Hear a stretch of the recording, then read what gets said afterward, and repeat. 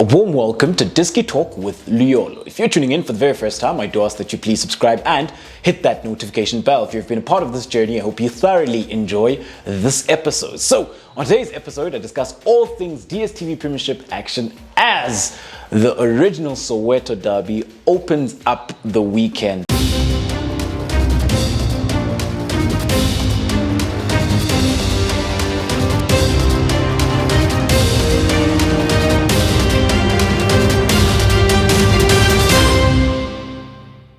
So when you do have a look at it then, we do have Orlando Pirates versus Swallows. So in the opening weekend then of the Dstv Premiership 2022-2023 season, we do have the original Soweto derby. So on today's episode then, we're going to have a look at the tactical pre-match analysis. So the blue team will represent Orlando Pirates, and then the red team will represent Swallows. However, what's key to note then is that during the preseason, we were not privy to anything that Orlando Pirates nor Swallows was doing. So coming up then into this encounter, a lot of us are going to discover new things for the very first time. So it does make it a bit difficult with regards then to accuracy of the personnel. But on today's episode, we're going to focus on the shape and then we're going to focus on the key players as well. But from next week going forward, we will then have a better understanding and a better idea of how then teams will be looking to line up and how then they'll be looking to impose themselves. So when you do have a look at Orlando Pirates then, they do have a new head coach, goes by the name of Jose Riviero. And it has been mentioned that he does prefer a 3-4-2-1. However, he did also then say that at times they'll play a back four, at times they'll play a back three. So let's have a look at it then from both perspectives. So in goals then, we'll have Richard Ofori as the left-sided centre-back, Maela as the central centre-back. You could either have CBC or you could have Tapilo Xogi as the right-sided centre-back, or Lisanda. And then you've got Mikael Tim, you've got Musele. As the right wing-back, you've got Shandu. As the left wing-back, you do have Hoto. And then you do have either Pule or Dlamini. And then you have Loch. And then up front, you could have Pepra or you could have Nga.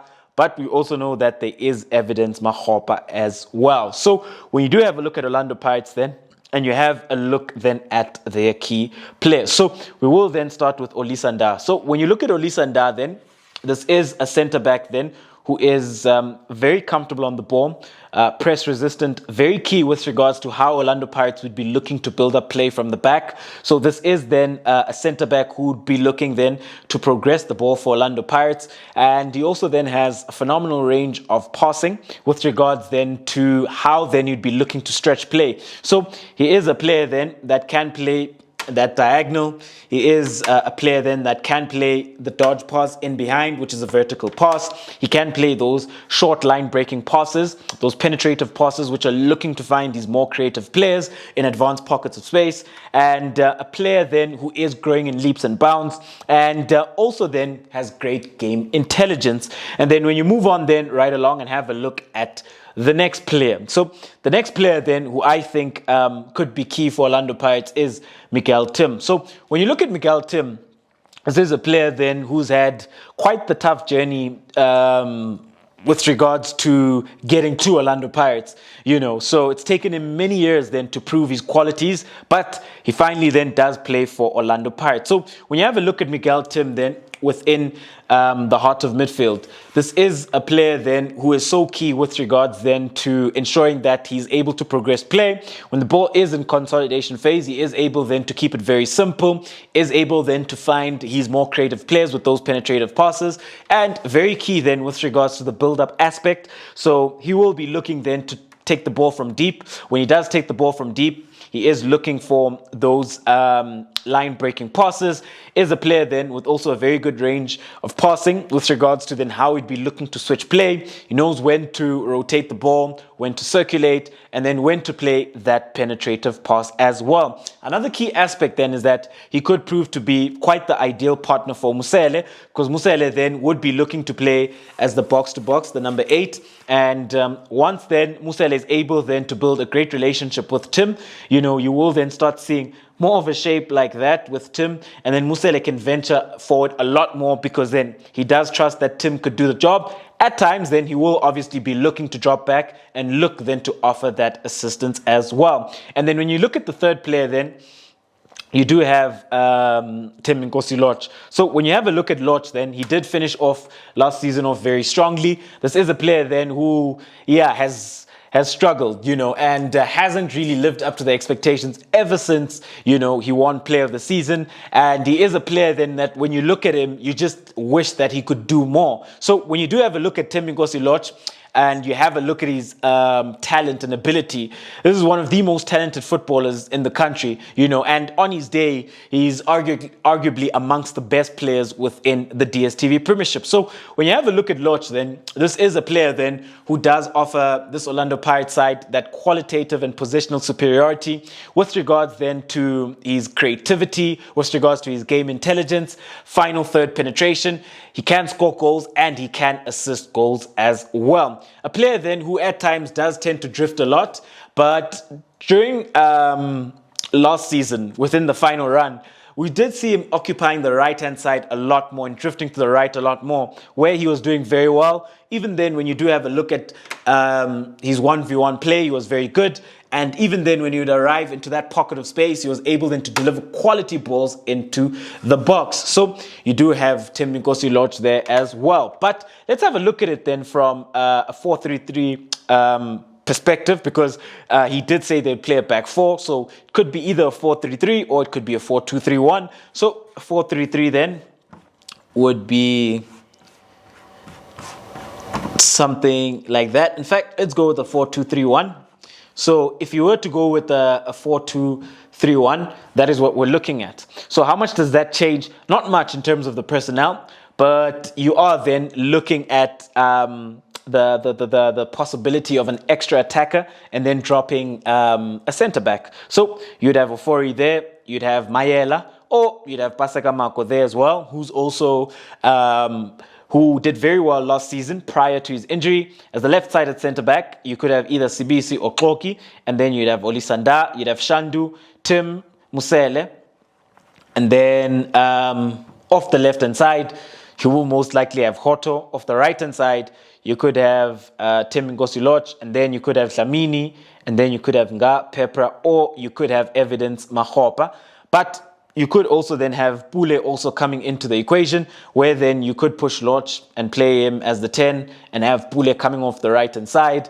So there's many options that they'd be looking to go with. But coming up into this encounter then, and how I foresee it then, I do foresee him starting with the back three, as it is reported that is his preferred system. And when you do look at it then, I do foresee Orlando Pirates looking to dominate proceedings with regards to the ball possession, and how then they'll be looking then to obviously play on the front foot, as this is the original Soweto derby, and they will also then be look to ensure that they are able to play that penetrative football, where then they will be direct at times. But when we move on then right along and have a look at Swallows. So when you have a look at Swallows, underneath the tutelage of Dylan Kerr, last season was a season where they really, really struggled, and they almost got relegated, but they managed then to retain the status by virtue of them being able to win the playoffs. But when you have a look at Swallows, they've also lost quite a lot of players,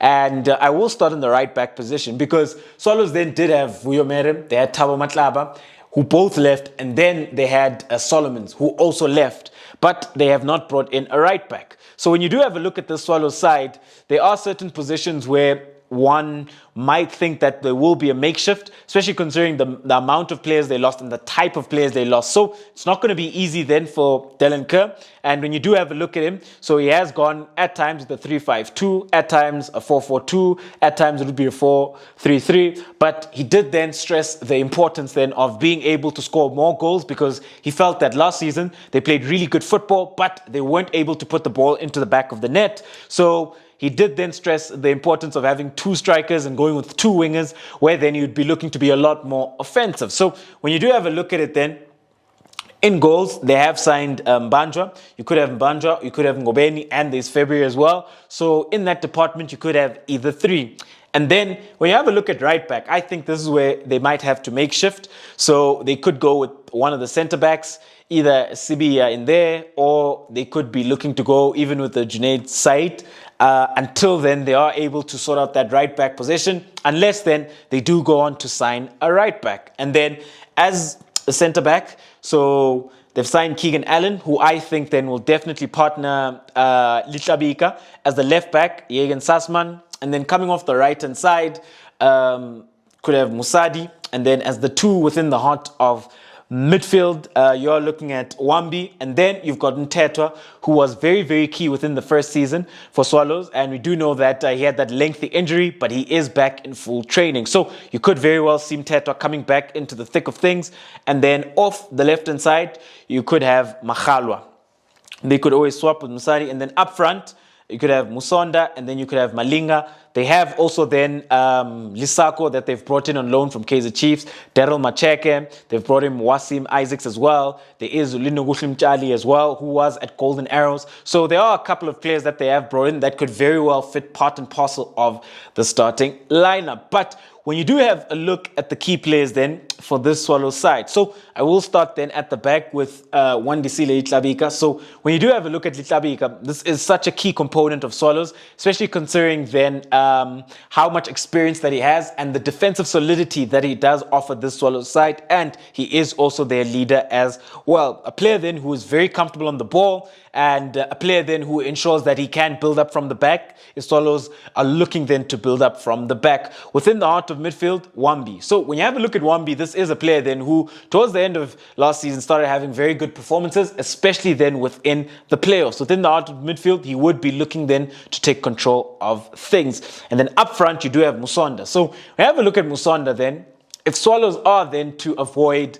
another relegation scrap, it's going to be very important that Musonda can come up with the goals. Do know that Jose Kamaldeen has joined Royal AM. So the onus then would fall on Musonda, and I think that he will be the main man up front for Swallows this season and coming up into this game as well. Especially considering then that he could be looking then to ensure that he can occupy this back line and make sure that he can give them those problems as well. However, I do then see a very competitive game of football being contested and a very open game as well, you know, where I think both teams will actually go at each other. And I think that there'll also be high entertainment value as well. However, at home, do let me know, what do you make of this encounter, the original Soweto derby? Who do you think has an edge? Who do you think will win? And yeah, how do you feel about the DStv Premiership season 22-2023 kickstarting, especially considering then that during the preseason we've been starved. You know, there's only been a couple of games here and there which have been broadcasted, but even then we haven't been able then to ascertain, because then the squads will be chopped and changed, and you wouldn't really be able to tell, you know, what is going to happen going into the new DStv Premiership season. And especially considering then that we haven't seen all 16 teams within the preseason with regards to what have they been working on, what have they been doing. So if you did enjoy this one, please do subscribe, hit the notification bell, like, share, and comment as well. Thank you very much for tuning in to yet another special episode of Diski Talk with Luyolo. Signing out.